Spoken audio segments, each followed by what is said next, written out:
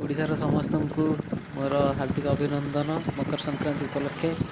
ଆଜି ହେଉଛି ଆମ ଓଡ଼ିଶାର ମକର ସଂକ୍ରାନ୍ତି, ବହୁତ ବଡ଼ ଫେଷ୍ଟିଭାଲ୍। ତା ସହିତ ଓଡ଼ିଶାର ମୟୂରଭଞ୍ଜ ଜିଲ୍ଲାରେ ମକର ସଂକ୍ରାନ୍ତିଟାକୁ ବହୁତ ଭଲସେ ଏଇଟା ପାଳନ କରାଯାଏ।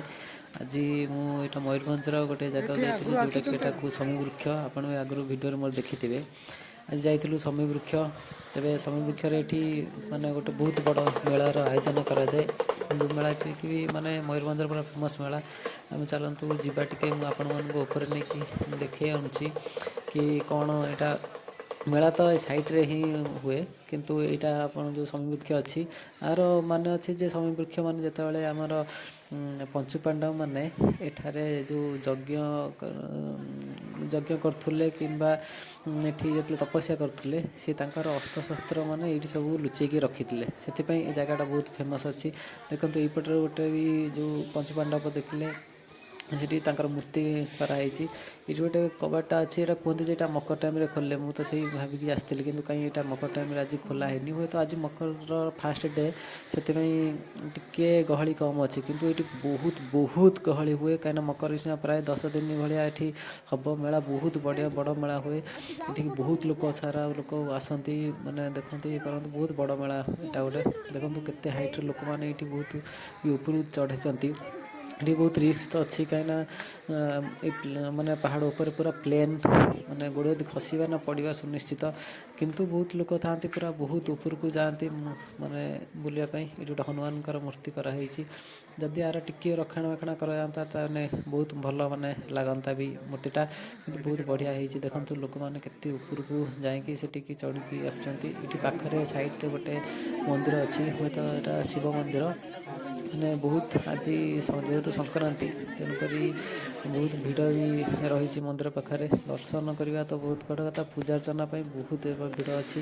ଦେଖନ୍ତୁ ବହୁତ ଲୋକ ଆଜି ଆମେ ଯେତେବେଳେ ଫାଷ୍ଟ ଅଲଗା ଟାଇମ୍ରେ ଏଠିକି ଆସୁ, ଏଠି କେହି ବି ଲୋକ ନଥାନ୍ତି। କିନ୍ତୁ ମକର ଟାଇମ୍ରେ ଦେଖନ୍ତୁ ଫେଷ୍ଟିଭାଲ୍ ବହୁତ ବଡ଼ ଫେଷ୍ଟିଭାଲ୍ଟା ଏଇଠି ହୁଏ। ଚାଲନ୍ତୁ ମୁଁ ଆଉ ତ ଆପଣମାନଙ୍କୁ କିଛି ଦେଖାଉଛି ଏଠି ଭ୍ୟୁ ଗୁଡ଼ାକ। ଆପଣ ଏଠି ଦେଖନ୍ତୁ, ଏଠି ଗୋଟେ ଶିବ ମୂର୍ତ୍ତି କି ଗଣେଶ ମୂର୍ତ୍ତି, ହନୁମାନ ମୂର୍ତ୍ତି, ପ୍ରାୟ ଜାଗାରେ ଏଠି ଶିବଙ୍କର ଗୋଟେ ମୂର୍ତ୍ତି ସ୍ଥାପନ କରାଯାଇଛି। ଯଦି ଆଉ ଟିକେ ରକ୍ଷଣାବେକ୍ଷଣ କରାଯାଆନ୍ତା, ତେବେ ବହୁତ ସୁନ୍ଦର ବି ଲାଗନ୍ତା, ଆହୁରି ସୁନ୍ଦର ଲାଗନ୍ତା। ତଥାପି ଯାହା ହଉ, ଯେତିକି ଅଛି ବି ସେତିକି ବହୁତ ଅଛି। କାହିଁକିନା ଆମର ଏଇ ଜିନିଷ ଗୁଡ଼ାକ ବହୁତ ଜାଗାରେ ଆମେ ଠିକ୍ସେ ତାକୁ ରକ୍ଷଣାବେକ୍ଷଣ କରିପାରୁନାହାନ୍ତି ବୋଲିକି ସେଇଟା ସେତେ ଫେମସ୍ ହେଇପାରୁନି। କିନ୍ତୁ ବାକି ଏଇ ଜାଗାଟା ମୋତେ ବହୁତ ବଢ଼ିଆ ଲାଗିଲା। ଫାର୍ଷ୍ଟ ଟାଇମ୍ ପାଇଁ ମୁଁ ମକରରେ ଏଇ ଜାଗାଟାକୁ ବହୁତ ଶୁଣିଥିଲି, ମକରରେ ବହୁତ ବଡ଼ ଫେଷ୍ଟିଭାଲ୍ ଏଠି ହୁଏ ବୋଲିକି। କିନ୍ତୁ ଆଜି ନିଜେ ହିଁ ଆସିକି ଆଜି ଦେଖିକି ବହୁତ ଖୁସି ଲାଗିଲା। ଏତେ ଲୋକ, ଏତେ ଜାଗା ଆସନ୍ତି, ଷ୍ଟଲ୍ ଏତେ ଦୋକାନ ବଜାର ପଡ଼ିଛି ଯେ ଷ୍ଟଲ୍ ସବୁ। ଯେହେତୁ ଆଜି ଫାଷ୍ଟ ଡେ ବୋଲି, ତେଣୁକରି ଦୋକାନ ପ୍ରାୟ ଖୋଲା ହେଇନି। କିଛିଟା ଦୋକାନ ବି ପ୍ରାୟ ଖୋଲା ସରିଲାଣି। ଆଉ କିଛିଟା ବି ଏବେ ହିଁ ମାଲ୍ ଆଣୁଛନ୍ତି, ଲୋଡ଼୍ କରୁଛନ୍ତି କି ଅନଲୋଡ଼୍ କରୁଛନ୍ତି କଷ୍ଟମରମାନେ।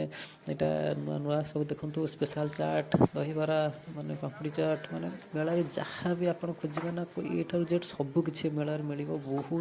ବହୁତ ସାରା ଦୋକାନ ଅଛି। ଆଜି ଯେହେତୁ ଫାଷ୍ଟ ଦିନଟା, ସେଥିପାଇଁ ଆସ୍ତେ ଆସ୍ତେ ଦୋକାନମାନ ସବୁ ତିଆରି କରୁଛନ୍ତି, ପକାଉଛନ୍ତି। କିନ୍ତୁ ଆପଣ ଯେବେ ଆସିବେ, କାଲିଠାରୁ ଆସନ୍ତୁ, ଏଠି ନିଶ୍ଚିତ ଥରେ ଯାଆନ୍ତୁ, ବୁଲିବାକୁ ଯାଆନ୍ତୁ। ଦେଖନ୍ତୁ ଫାଷ୍ଟଫୁଡ଼୍, ମୁଢ଼ି, ସବୁ ପ୍ରକାର ଜିନିଷ ଏଠି ମିଳିବ। ସବୁଠାରୁ ଏ ଠାରୁ ଜେଡ଼୍ ଜିନିଷ ମିଳିବ। ବହୁତ ଭଲ ବଡ଼ ମେଳାଟେ।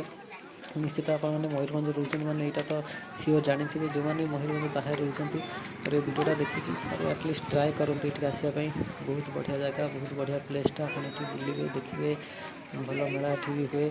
ଆଉ ବର୍ତ୍ତମାନ ଚାଲନ୍ତୁ, ମୁଁ ଆଉ କିଛିଟା ଜିନିଷ ବି ଦେଖାଉଛି। ମୋର ବି ମୁଁ ବି ସେମିତି କିଛି ଭାବିକି ଆସିନଥିଲି। ମୁଁ ଖାଲି ଟାର୍ଗେଟ୍ରେ ଆସିଥିଲି ଯେ ସେଠି ଟିକେ ମେଳା ବୁଲିବି। କିନ୍ତୁ ଏ ଜିନିଷପତ୍ର ଦେଖି ମୋର ବି ଟିକେ ଇଚ୍ଛା ହେଲା କିଛି ଜିନିଷଟା କିଣିବା ପାଇଁ।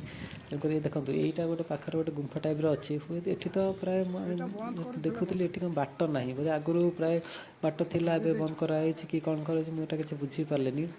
କାହିଁକିନା ସିଆଡ଼କୁ କିଛି ନାହିଁ, ସବୁ ପୁରା ବନ୍ଦ ହେଇଯାଇଛି। ଏଠି ଦୋକାନ ବଜାର ବହୁତ ପଡ଼ୁଛି, ପଥର ଆଇଟମ୍, ତାପରେ ସବୁ ଛୋଟ ଛୋଟ ଜିନିଷ, ଖେଳନା ବହୁତ ଗୋଟେ ସାରା ପଡ଼ିଛି। ମୁଁ ବି ତାପରେ ଭାବିଲି ଯେ ପଥର ଆଇଟମ୍ ଦେଖିକି ମୁଁ କହିଲି ଏଇଥିରୁ ଯାଉ ଗୋଟେ ଦୁଇଟା କିଛି ଜିନିଷ କିଣିଦେବା କି। ଏଇଟା ଭଲ ଲାଗିଲା, ଭଲ ଜିନିଷ ଗୁଡ଼ାକ। ଏଇ ଦେଖନ୍ତୁ, ଏଇ ଯେଉଁ ଜିନିଷଟା, ଏଇଟା ଦେଖନ୍ତୁ ମାତ୍ର 30 ଟଙ୍କା। ଭାବନ୍ତୁ, ଆ ଭ୍ୟାଲୁ 30 ଟଙ୍କାରେ କ'ଣ ଅଛି। କିନ୍ତୁ ଦେଖନ୍ତୁ ଏଇ ଜିନିଷଟା କେତେ तो ଯାହା ଲାଗେ ବହୁତ ବଢ଼ିଆ ଜିନିଷ ବଢ଼ିଆ ବଢ଼ିଆ ସବୁ ଜିନିଷ ବି ଦୋକାନରେ ରଖିକି ବିକ୍ରି ହେଉଛି ଇଏ କରୁଛି। ଆପଣ ଦେଇକି ପସନ୍ଦ ଲାଗୁଛି ମୁଁ ମାନେ କିଛିଟା ଜିନିଷ ମୁଁ କିଣିଲି ମାନେ ଦରକାର ଥିଲା ତ ଯେତିକି ଜିନିଷ କିଣିଲି ତା ସହିତ କିଛିଟା ଶୌଖିନ ଜିନିଷ ଇଚ୍ଛା ହେଲା କିଣିବା ପାଇଁ ସେଥିପାଇଁ କିଣିଦେଲି। ଟୋଟାଲି କିଛି କିଣିବାର ନଥିଲା କିନ୍ତୁ ପ୍ଲାନ୍ ହିଁ ନଥିଲା କିନ୍ତୁ ଇଚ୍ଛା ହେଲା କିଣିଦେଲି। ଠିକ୍ ଅଛି ଆଉ ଆମେ ରିଟର୍ଣ୍ଣ କରୁଛୁ।